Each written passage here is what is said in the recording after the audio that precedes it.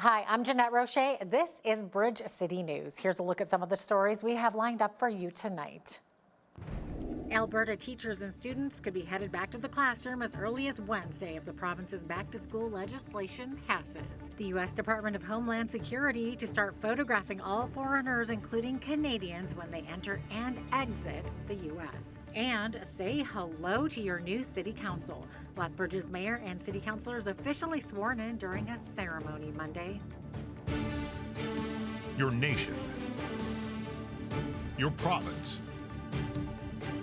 your southern Alberta. From the heart of Lethbridge, it's Bridge City News with Jeanette Roche.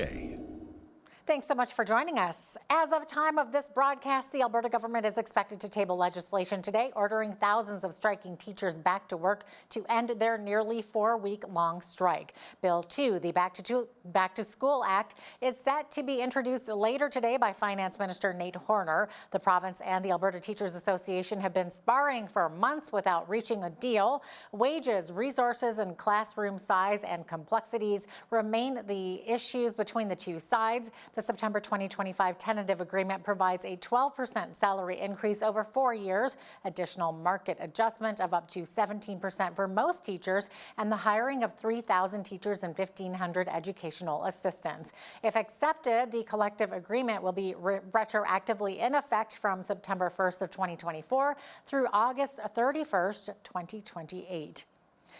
As that old saying goes, timing is everything. That may be the case when it comes to a trade deal between Canada and the United States. Prime Minister Mark Carney says Ottawa and Washington were close to a deal when President Trump abruptly cut off trade talks last week after the Ontario government aired an anti-tariff ad on some U.S. TV stations.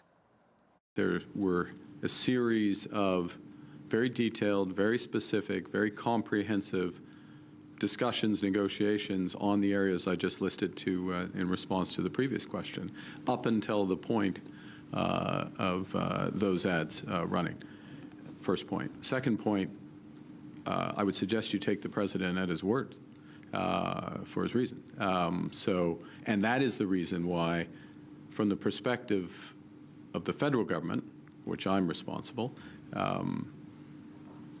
we stand ready to pick up on those discussions when the United States wishes to pick up on those discussions. The Ontario anti-tariff ad was broadcast over the weekend during the World Series and NFL games, but has been pulled as of today. Ontario Premier Doug Ford is unapologetic. If it wasn't the ad, he'd look out the door or the window, President Trump, and say, oh, the leaves have turned color. Let's stop. Believe me, President Trump is not putting a deal together to benefit Canada. It's our job, it's the Prime Minister's job to get a deal that benefits all of Canada. Do you know why President Trump's so upset right now? Because it was effective. It was working. It woke up the whole country. There isn't probably, unless you're living underneath a rock down there, probably there isn't one American that hasn't viewed it on social media or on television. And the whole world saw it on the World Series. They saw it on the NFL games last night. So we've achieved our goal to make sure that conversation starts with the American people and with their elected officials. A new report from Food Banks Canada says food insecurity continues to grow and deepen among vulnerable Canadians. Data from Food Banks visits reveal more people relying on food banks and more often, including many adults with jobs and two-parent families with children. Yet again, for another year, we've reached another somber milestone with nearly 2.2 million visits to food banks across the country in a month. That is double compared to what it was in 2019. And yeah, it's unfortunately we're getting numbers or heading in the wrong direction. We're definitely seeing deepening levels of poverty and food insecurity across the country. And as more people are struggling to meet their basic needs, housing and food combined continue to be costs that devour the bulk of people's budgets and low-income people's budgets in particular. So as people are struggling to make ends meet. They're having to dip in their savings more than they had to before. But the proportion of children is the same as it was before the pandemic. But given the overall growth we're seeing many more children. So we're now seeing 712,000 visits by children alone in the month of March, whereas that's a significant growth from 6 years ago before the pandemic. Families with children have increased from about 19% to 23%. This group in particular, households with children, they're being particularly impacted by these rising living costs. We're also seeing record numbers of working people, or people who get their main source of income from employment. And that was holding steady around between 10 and 12% for a decade. And then once the inflationary crisis hit in 2022, that jumped up to 14%, and now it's 1 in 5. So now it's almost 20% of people who are getting their main source of income from employment or accessing food banks. I don't always go all the time. Like, I go if I absolutely have to. There have been times where I didn't go for like a few months at a time, or even like 4 months at a time. But then, it'll be a month where it's like Christmas or March break, or especially the summer. The summer is the worst. It's so expensive because my kids go to camp and there's like a small partial subsidy, because I'm disabled and my daughters also have autism, my twins. So it's just very difficult. The U.S. Department of Homeland Security says it will begin photographing all foreigners when they enter and exit the nation, including Canadians. The change in security regulations is set to come into force on December 26th, with the photo records stored for up to 75 years. The department's posting says the change is necessary for national security, ensuring people are not overstaying their visit to the United States. The U.S. does not currently have a comprehensive system in place to collect biometrics on a large scale. And speaking of the border, a commercial truck driver is facing charges after Canada Border Services Agency officers at the Coots Crossing in southern Alberta discovered millions of dollars worth of cocaine. CBSA officers performed a secondary inspection of the truck on September 25th, where 77 kilograms of cocaine was found and seized. Authorities say the drugs have a street value of $7 million. The driver, 28-year-old Serge Singh Salaria of Calgary, is charged with the importation and possession of a controlled substance for the purpose of trafficking. Salaria was scheduled to appear at the Lethbridge Provincial Court today. From deep fake voices to AI-generated phishing emails, cyber criminals are getting smarter, and Canadians are struggling to keep up. As October marks Cybersecurity Awareness Month, new research reveals a growing sense of fraud fatigue. Chief Information Security Officer Adam Evans says that while 98% of Canadians see scams becoming more advanced, 65% admit to feeling fraud fatigue, putting their security at risk. Artificial intelligence and AI technologies more broadly are industrializing criminal behavior. What do I mean by that? They are bringing speed and scale to their criminal campaigns that are targeting citizens all over the world, including Canadian citizens and the companies that we operate in Canada. The first part of this is the 98% number. And I think what we're finding with Canadians is they're seeing a demonstrated change in the number of scams or fake interactions that they're receiving on a daily basis. There are the basic things which we refer to as cyber hygiene. So make sure that you're running security software, your devices are being patched. As you connect to the internet, you're connecting from networks that you trust. So there's all of those basic things. But I think sort of where we're heading now with AI and next generation technologies is you have to be far more aware, more vigilant about the information that you're putting online, knowing that threat actors are collecting that information. Evans says 84% of Canadians are concerned about identity theft, 80% about online fraud, and 79% about corporate data breaches. The elected officials that will serve the city of Lethbridge for the next 4 years were officially sworn into office on Monday. Re-elected Mayor Blaine Higgin and 8 councillors, including 5 incumbents, took part in the city's swearing-in ceremony at City Hall, where they each took their seats, 3 of them for the first time. The swearing-in follows last week's municipal election, where over 17,000 residents cast their ballots throughout the voting period. The city's returning officer says while the hand counting of votes caused results to come in later, she says she's very happy on how the process went. Well, we had over 50,000 ballots to count, so that does take some time. Like in the past, we've had tabulators, and that's like an instant calculation of the ballots. But with the hand counting of 50,000 ballots, there was basically 4 contests to count.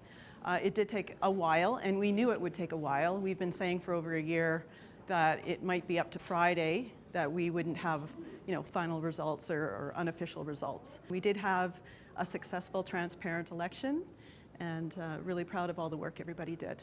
It's going to be a great 4 years. It's going to be beyond that. It's going to be great. Some great things we've done, but even more things ahead. So we hope we can continue that work that's been done and even do better moving forward. But I think there's right now priorities. We're going to be putting people onto different committees, standing policy committees, and that work. So that's one of the top things that we need to get done quickly. And then from that point forward, start to chop down your top 5 priorities and let's put them all together. I would imagine many of them will blend and will be very similar, which is great. And so just looking forward to that opportunity. The organizational meeting of City Council will continue at 12:30 p.m. on Monday, November 3rd, which will be followed by a regular meeting of council. Researchers at Lethbridge Polytechnic are 1 year into a 2-year research project that aims to turn canola into a fish feed byproduct in the aquaponics industry. The aquaponics system uses a symbiotic closed-loop ecosystem where fish waste provides nutrients for plants, which in turn filters water for the fish. The new study would prevent the use of having to rely on dead and milled fish for food and protein. If successful, which according to Polytechnic researchers believes to be trending, it would theoretically open a new market for Canada's canola industry.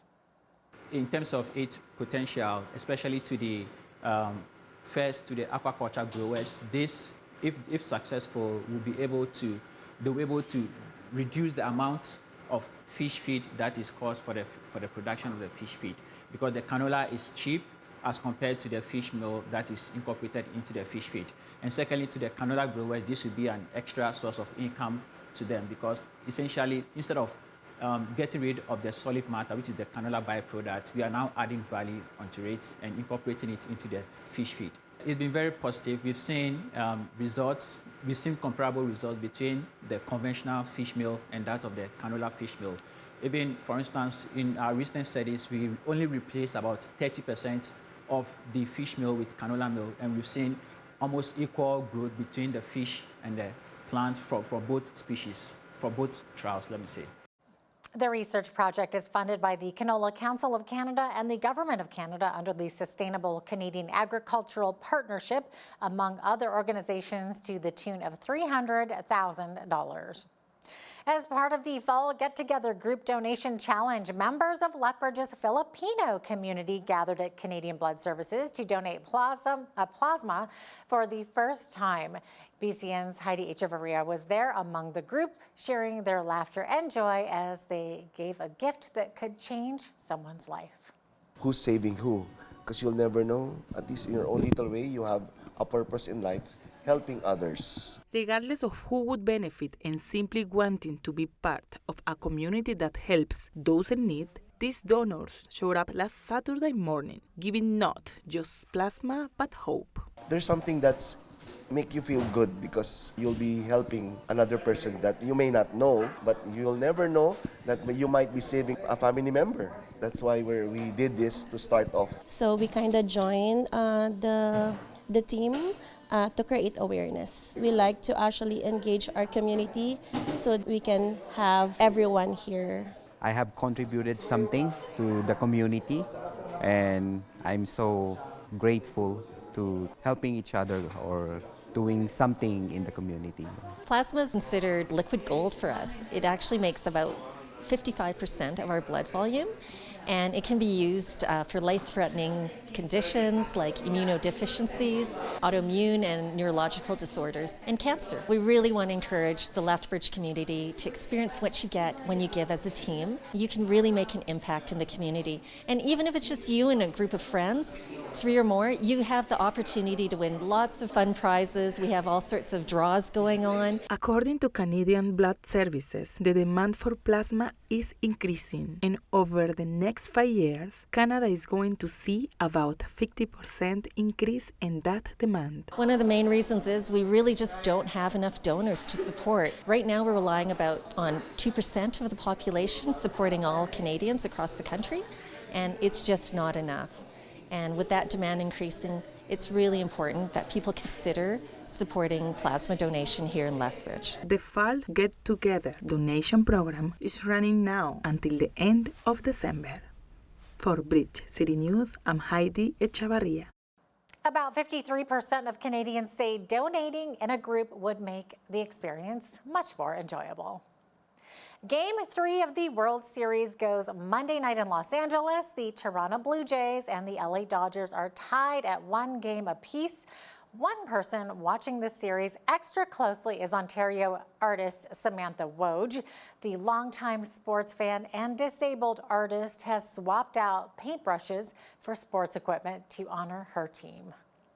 I've loved sports growing up. I played sports all my life. During the pandemic, I injured my ankle when I was running, and so I couldn't work out, and I was at home and we couldn't go anywhere. So I was joking with my sister, being like, hey, if I can't physically work out, then I can work out through art, and like joking that, but she's like, yes, do it. So I kind of just grabbed a soccer ball and rolled it on the canvas just to see like what marks can I make with it.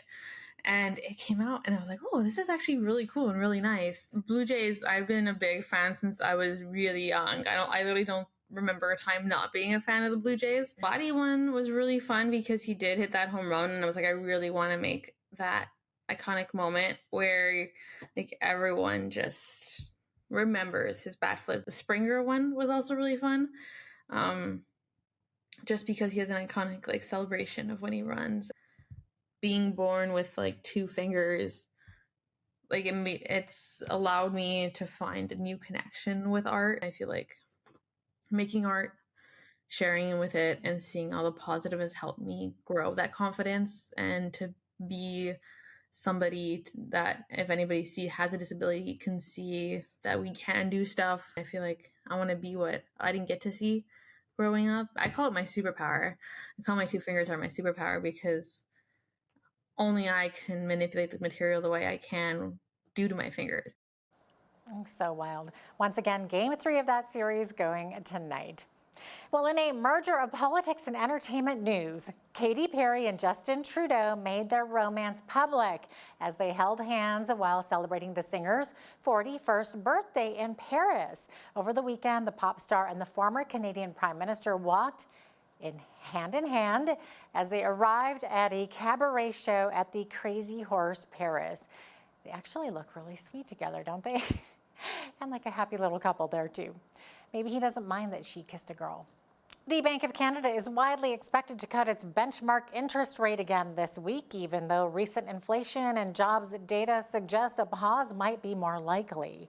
The central bank cut its policy rate by 1/4 point to 2.5% in late September, ending a streak of 3 back-to-back holds. Since then, Stats Canada reported a surprise gain of 60,000 jobs and a jump in September's annual inflation rate. Wednesday's interest rate decision will be the Bank of Canada's second last of the year and comes less than a week before the federal government tables its fall budget. Cenovus Energy has raised its takeover offer for MEG Energy and won the support of Strathcona Resources in the process. Cenovus is now offering $30 in cash for each MEG share, up from an earlier offer of $29.50 cash per share. MEG shareholders were set to vote on a takeover offer from Cenovus last week before it was delayed when it appeared the required 2/3 majority for approval might not be reached. Since then, Cenovus Regenesis says that it has secured the support of Strathcona, which owns a 14.2% stake in MEG and recently dropped its own hostile all-stock offer for the company. A Saskatchewan town northeast of Saskatoon is putting its own name up for sale. The mayor of Duck Lake is inviting corporations to bid for the naming rights to the town of about 600 people. Mayor Jason Anderson says he got the idea after seeing a stadium in the U.S. sell its naming rights. He says the naming rights will cost a minimum of $10 million, and town council hopes to use the cash to revitalize its infrastructure. Now here's a look at today's markets. The TSX was down 77 to 30,275. The Dow is up 337 to 47,544. The S&P 500 was up 83 to 6,875, and the Nasdaq was up 432 to 23,637. West Texas Intermediate oil was up 5 cents to 61.55 US per barrel. Natural gas was up 9 cents to 3.40 US. Gold was down 130.77 to 39.8112 US an ounce, and silver was down 168 to 46.90 US an ounce.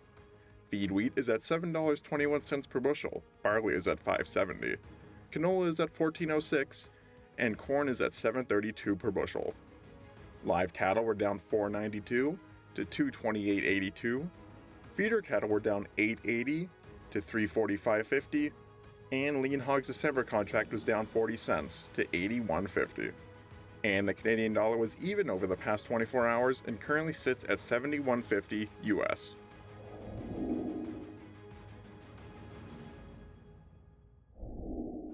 Recapping one of our top stories, the Alberta government is expected to table legislation today ordering thousands of striking teachers back to work and end their weeks-long strike. We currently are still waiting on this bill to be tabled. Once again, Canada is left in the lurch as Trump cut off its tariffs talks. We'll speak more about that and more international news with our editor-in-chief of the Foreign Desk, Lisa Daftari. That is coming up next.